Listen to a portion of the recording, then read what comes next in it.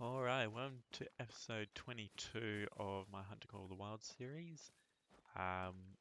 Last episode, I made the transition over to Te Awaroa, where I just started with doing a little bit of exploring, took out a few animals as well.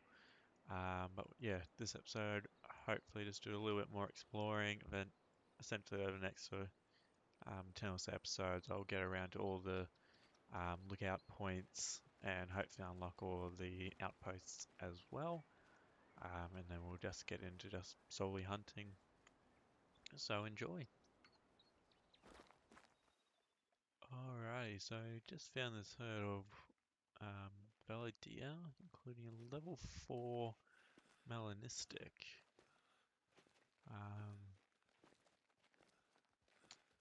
So I might try just going for these guys and taking him out. Just trying to see what else there is.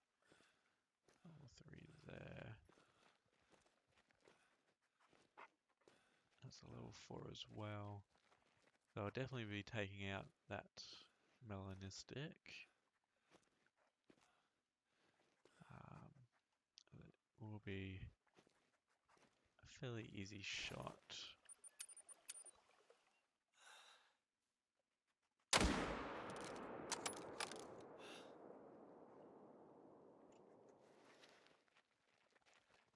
Let's head up there, another 4. Won't mind trying to go for that lighter coloured one. But for now, I'll at least grab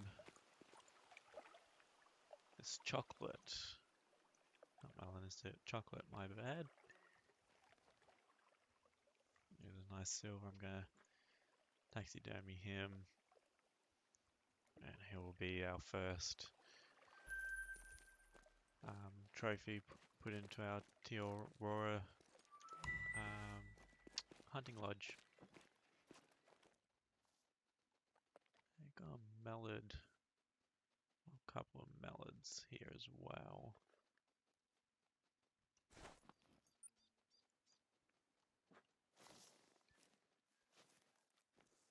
I'm gonna go for that guy there.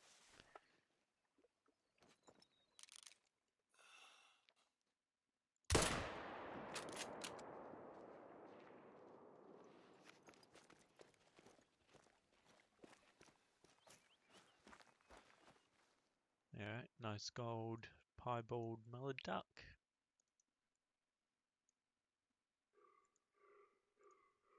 Taxidermy him as well.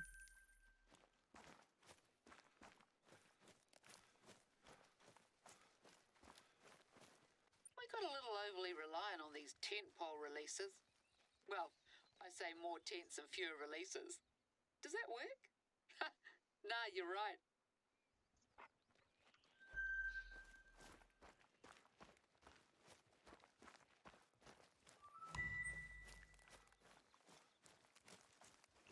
Oh, what a mess. If I'd known this was going to happen, I never would have agreed to it. This isn't even the worst of it. Right, let's take it one by one. Just bundle them into crates and I'll get someone to swing by later and transport them out of the reserve. Quite the medieval fair. Looks more than a bit incongruous out here if you ask me. Are those real oranges? Good enough to eat, eh?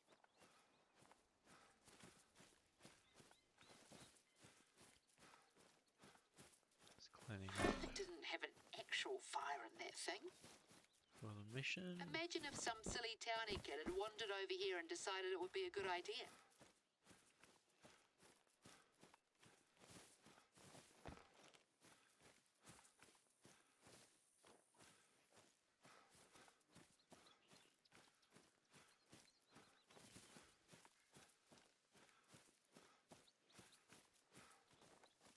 That's the last of them. What's that note? Props list. Foam statue of haughty elf standing prow, 9 foam warriors, 8 golden goblets, 3 green screens. This reads like a Christmas carol. See any of those? Bit dodgy. Townies must have been up here. Well, even even though this isn't our mess to clean up, I should probably ask around and see if anyone knows what's happened to the missing props. The last thing we need is to get blamed for this. Maybe they did a very selective sweep. I'll see if anyone has a big wig's numbers. Thanks for your help, Eho. Let's move on. Just like that, I managed to level up and grab. Before you head off and film your hunts, first we've got to set the scene, so to speak. The marketing team's looking for some photos for the reserve website, something to give people a taste of what this place has to offer. Now that we've dealt with that bloody mess, you think you could head over to Lake Wakaiti and snap a few shots for us? There's a willow tree there growing right out of the water that all the influencers or whatever they call themselves go bonkers for. It does make for a good photo op, I'll give it that.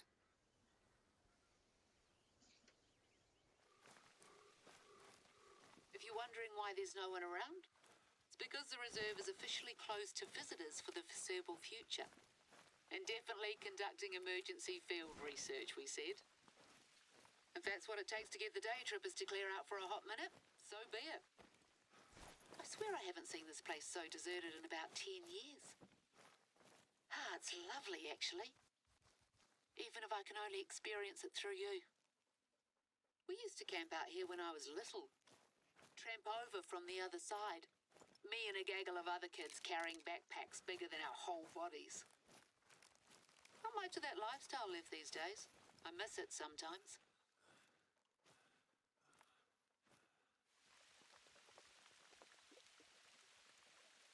That'll do. It's looking well. We had some hoon try to saw off one of the branches a few weeks ago. Can you believe? But luckily someone managed to talk him out of it. Sometimes wedding parties will have the brides come up and sit on it. Wade right into the water and soak those dear dresses. That tree is 80 years old. Started off as a stray branch nailed to a fence. It's a tribute to tenacity if you ask me.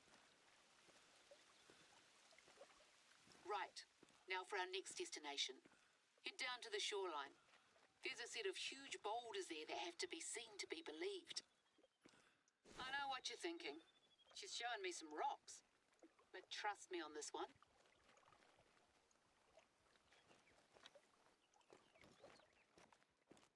Our beaches are buzzing with natural activity. At least they used to be. You get more and more rubbish washed up all over the place lately. You know, bits of plastic pallets, runoff from factories further north. I swear I've seen tin cans with Australian brand names. We do our best, but we can't always prevent the poor critters ending up with junk in their bellies. Anyway, that's the situation. I'll get back to you when you arrive. Just gonna head off for a minute and make some tea. I don't really get why people fall over themselves trying to get slightly different variations of the same photo. Why can't they just stand back and enjoy it?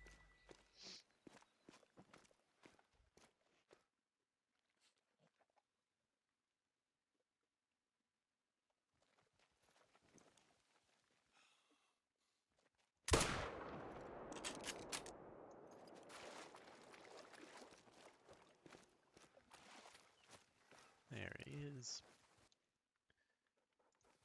Nice silver rated mallard.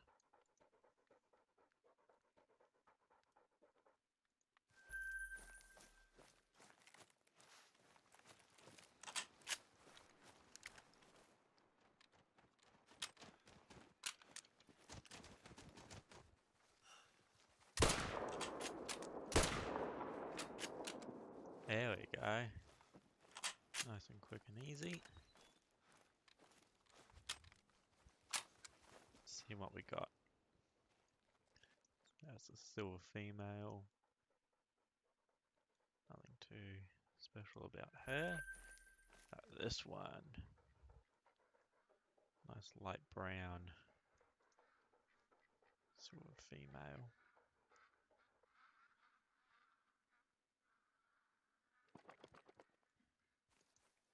I haven't got a light brown yet. I'm going to taxidermy her.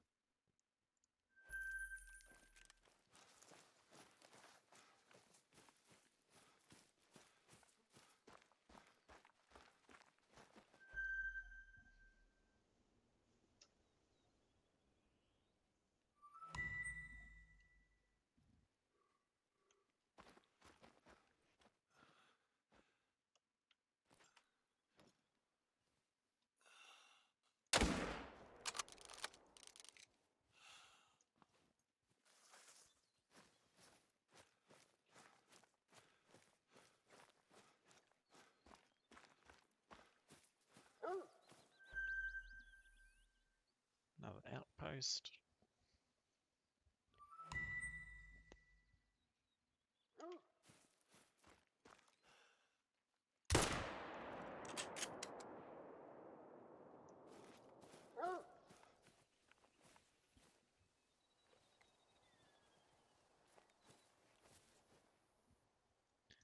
Have a, yeah, shall just lure it too far forward.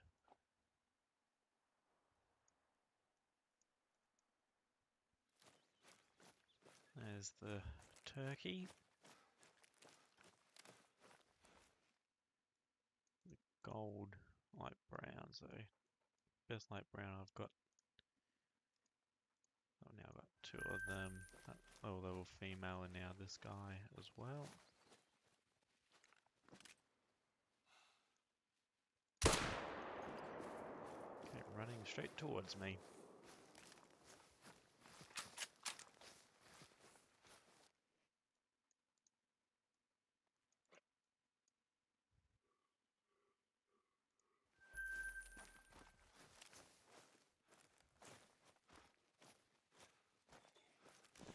That's better.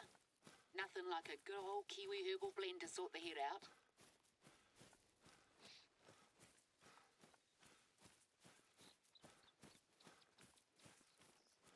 I wonder if these are the most studied rocks in the whole world. Gotta be up there with Uluru and Balanced Rock.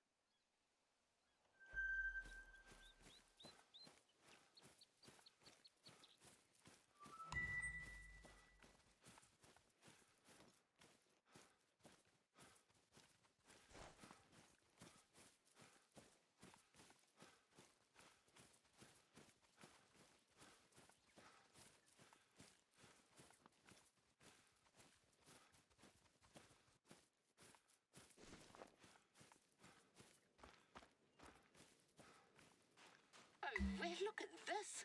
Couldn't help themselves, could they? One last hurrah before we shut the place down. This really can't wait, mate.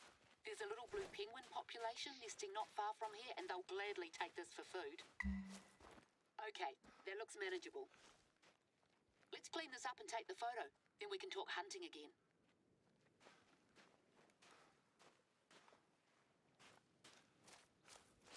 Well, as you can imagine, being featured in a host of box office hits has done wonders for our profile with tourists.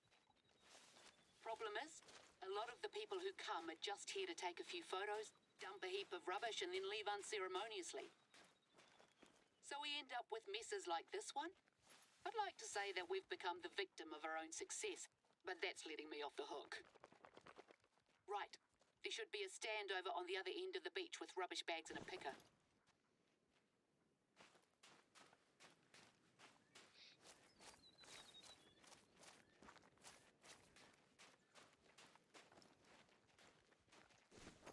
We went to all the trouble of installing these, and they still couldn't be bothered. Looks like they had quite the little feast. These kids would have nightmares if you showed them some of what I've seen out here. Birds with stomachs so full of plastic they can't eat. South Island University. I knew it. Way too many people around here who have never respected this place. You can leave them over by the stand.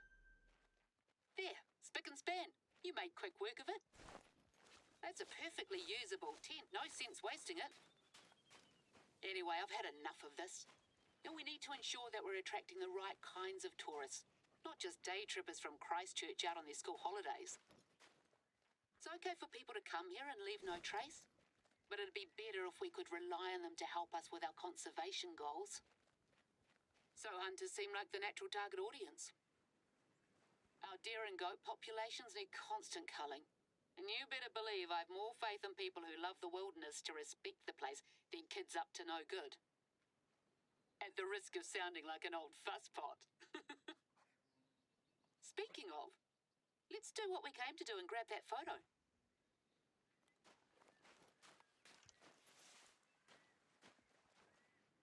Lovely use of lighting. I may have to hire you to help out on my next book project, if I ever finish the current one. There's a lot of theories about where these boulders came from. Volcanic activity, lightning, even aliens. I've heard them all over the years. The boffins will tell you they were formed over 60 million years ago on the sea floor, like pearls. But that's not the whole story. When people first arrived in New Zealand, they took their staple crop with them, kumara, otherwise known as sweet potato. Unfortunately for them, the weather in this part of the country isn't exactly conducive to growing much, and the tubers withered and died. So they sent word to the Polynesian homeland, and a canoe set sail with a hardier crop. But it was caught in an intense storm just off the east coast. Each wave that struck it was so large that it made a new hill. Those are the ones you'll see further inland, and all of the cargo went overboard. And that's what these boulders are. Petrified kumara, eel baskets, calabashes. The canoe itself formed the reef further up. Moral of the story? Things have long shelf lives. A lesson I wish someone had taught those kids. Right, feeling warmed up? Good. It's time for you to show me what you can do.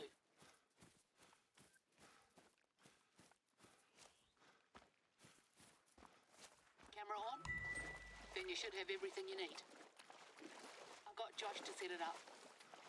He told me to tell you that it's state-of-the-art, equipped with Wi-Fi, so any footage you grab is automatically uploaded to our server. I'm not entirely sure what that means, but I guess I'll be able to see it on here? No pressure then. There's good hunting in the whole of this area, from up around where you cleared out the props earlier to closer to the beach. Take your pick. But just one thing, we want it to show up nice on camera, so no minnows. Try for something at least 30 kg. The larger the better. Should be no problem for a hotshot like you. No word back from our friends in Hollywood regarding the props, by the way. Silver mallard. My guess is that some townie thought it'd be a hoot to grab them for their crib. But I'm not keen on the idea of someone wandering around when we're supposed to be closed to visitors. Anyway, nothing you need to worry about right now. Just focus on those killer shots. Looks a little small.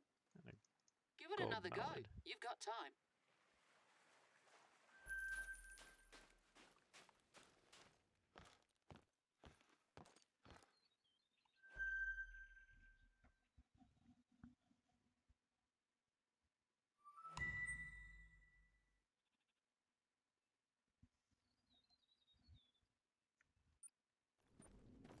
So I think that was a fairly successful episode. Managed to do a little more of the story missions, collect quite a few trophies as well. So yeah, we're going to leave this episode here, and the next episode we'll continue doing a bit more exploring and more of the story missions, and see what sort of creatures we come along. I'll catch you in the next episode.